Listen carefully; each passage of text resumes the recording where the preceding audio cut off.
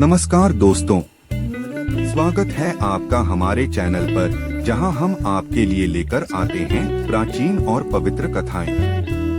आज हम जानेंगे राम एकादशी व्रत कथा, जो भगवान विष्णु की कृपा और मोक्ष की प्राप्ति का मार्ग है। तो बिना देरी किए चलिए कथा की शुरुआत करते हैं और जानते हैं इस पावन व्रत की महिमा। रमा एकादशी की व्रत कथा। कार्तिक मास के कृष्ण पक्ष में आने वाली एकादशी को रमा एकादशी के नाम से जाना जाता है। यह अत्यंत शुभ है क्योंकि यह मोक्ष एवं शुभ फल प्रदान करने वाली है।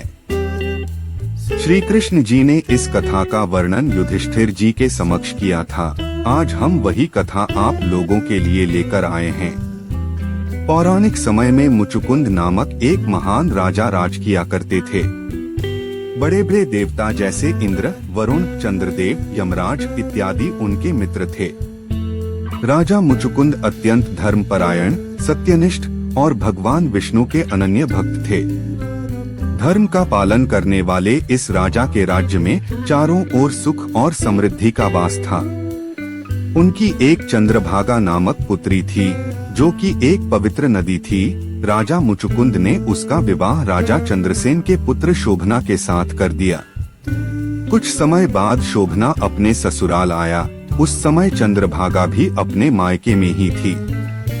शोभना को लगा था कि उसके इस प्रकार आने से उसकी पत्नी चंद्रभागा प्रसन्न हो जाएगी, लेकिन ऐसा नहीं हुआ। इसके विपरीत वह अपने पति को देखकर अत्यंत चिंतित हो गई। अब शोभना को भी आश्चर्य हुआ कि चंद्रभागा उसे देखकर इस प्रकार चिंतित क्यों हो गई। चंद्रभागा की चिंता का कारण यह था कि अगले दिन ही एकादशी थी और नियम के अनुसार राजा मुचुकुंद के राज्य में सभी प्रजागणों के लिए इस व्रत का पालन करना अनिवार्य था। यहाँ तक कि उनके राज्य में हाथी, घोड़े समेत सभी पशुओं को भी भोजन नहीं दिया जाता था। चंद्रभागा जानती थी कि उसके पिताजी इस नियम के प्रति अत्यंत कठोर हैं, और साथ ही उसकी विडंबना यह भी थी कि उसका पति शोभना शारीरिक रूप से काफी कमजोर था और भोजन के बिना नहीं रह सकता था। शोभना के लिए एकादशी व्रत का पालन करना असंभव था। चंद्रभागा ने अपने पति को अपनी व्यथा का कारण बताते हुए कहा कि हे स्वामी, मेरे पिता एकादशी व्रत के पालन को लेकर बहुत कठोर हैं।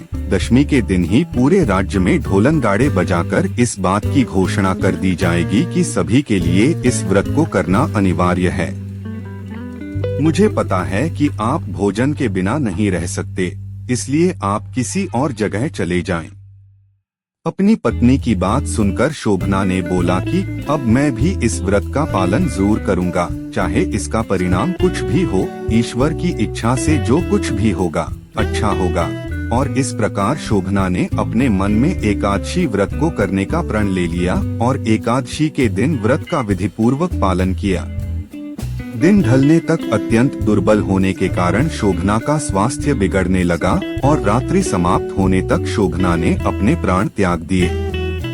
जब राजा मुचुकुंद को इस बात का पता चला तो उन्होंने शोभना का अंतिम संस्कार कर दिया। इस प्रकार अपने पति के देहांत के पश्चात चंद्रभागा अपने पिता के महल में ही रहने लगी। चूंकि शोभना की मृत्यु एकादशी व्रत का पालन करते हुए हुई थी, इसलिए उससे प्राप्त पुण्य फल स्वरूप वह अगले जन्म में मंदराचल पर्वत की चोटी के राज्य का शासक बना। यह कोई सामान्य नगर नहीं था, वह देवनगरी के समान था। उसकी दीवारों पर रत्न जड़े हुए थे। राजा शोभना रत्न जड़ित सिंहासन पर विराजमान होकर इंद्रदेव के ही समान प्रतीत होते थे। कथा यहीं समाप्त नहीं हुई। राजा शोभना को राजपाट तो मिला, लेकिन वह स्थायी नहीं था। चलिए जानते हैं कि किस प्रकार राजा का राजपाट स्थायी हुआ। एक बार राजा शोभना के राज्य में एक बार सोमशर्मा नामक ब्राह्मण आया और राजा को देखकर वह अत्यंत चकित हो गया। उसके चकित होने का कारण यह था कि वह राजा मुचुकुंद के राज्य से आ रहा था और वह शोभना को पहचान गया था। राजा शोभना ने भी उसका आदर सत्कार किया। इसके पश्चात ब्राह्मण ने जब शोभना को उसके पूर्व जन्म के बारे में बताया तो उन्होंने अपनी पत्नी चंद्रभागा के बारे में पूछा। सोम शर्मा ने उत्तर देते हुए कहा, हे राजन, वहाँ सब कुशल मंगल है, लेकिन आपको इस राज्य की प्राप्ति किस प्रकार हुई? इसके बाद राजा शोभना ने बताया कि मुझे इसकी प्राप्ति एकादशी व्रत के फलस्वरूप हुई है, लेकिन मैंने यह व्रत बिना किसी श्रद्धा के किया था, इसलिए मेरा यह राज्य अस्थायी है। यदि आप मुचुकुंद और चंद्रभागा से सब वृत्तांत कहें तो यह स्थिर हो सकता है। ऐसा सुनकर उस श्रेष्ठ ब्राह्मण ने अपने नगर लौटकर चंद्रभागा और राजा मुचुकुंद को सारा वृत्तांत बताया।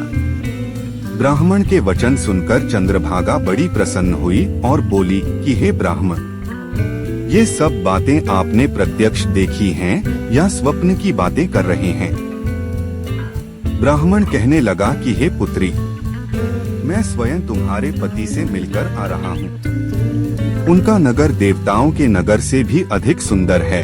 चंद्रभागा ने अपने पिता से आशीर्वाद लिया और ब्राह्मण से साथ अपने पति के नगर को स्थायी करने का उपाय खोजने उस सुंदर नगर की ओर निकल पड़ी। पर्वत की तलहटी में वामदेव ऋषि का आश्रम था।